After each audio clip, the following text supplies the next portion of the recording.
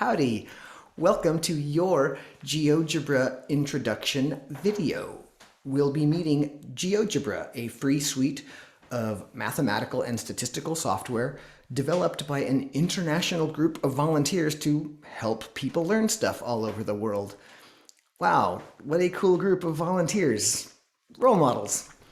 Okay, the homepage of geogebra.org, geogebra.org, is where you land if you select links from places in our course that take you here.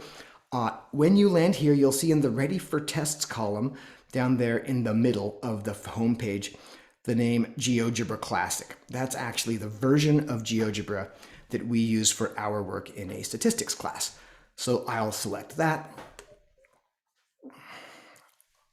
When we arrive at geogebra.org Classic, the web page is pretty relaxing, geogebra.org/classic. So when you land here,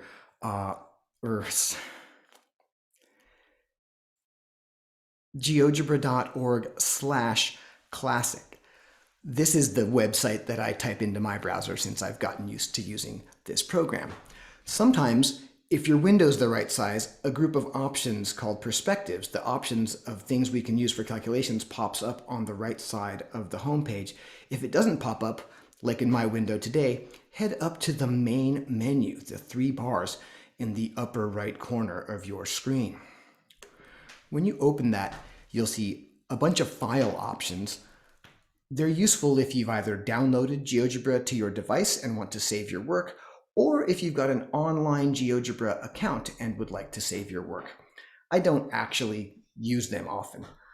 Same with the edit menu, I don't really mess with it, but the perspectives are where the options that we're going to like to use in our course live.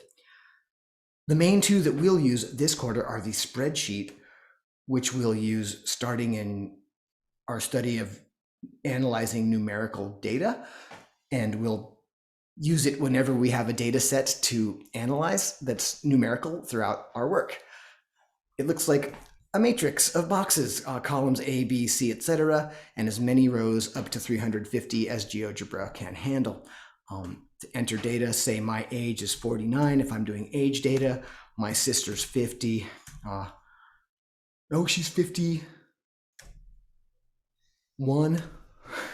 Sorry, we both get older this year in a few months. My friend is 56, who I saw earlier this week.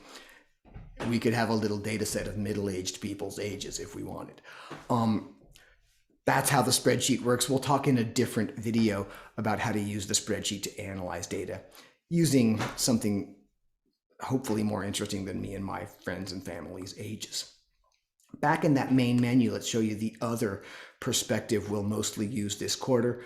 When we study probability distributions and statistical inference techniques like confidence intervals and hypothesis testing later in our course, we'll use what's called the probability calculator quite a bit. It's got this bell curve in the menu and says probability.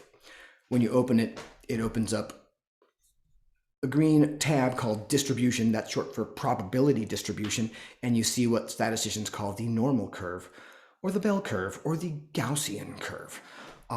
We'll learn a lot more about that later in the course. The last thing I want to show you here in GeoGebra when you're getting it set up to work is your rounding options. Rounding to the accuracy you prefer is important in statistics and in some homework problems in some settings, like in online homework in some of our courses, they have specific demands for rounding. Let me show you how to set that up properly. It's also in the main menu up here, these 3 bars in the upper right corner.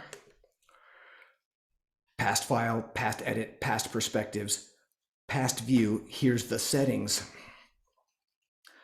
You'll notice it says global. I wish it said global settings. A little confusing. They didn't get a lot of graphic designers and user interface designers volunteering for the GeoGebra development. But there you see it. Here we are in the settings, rounding options.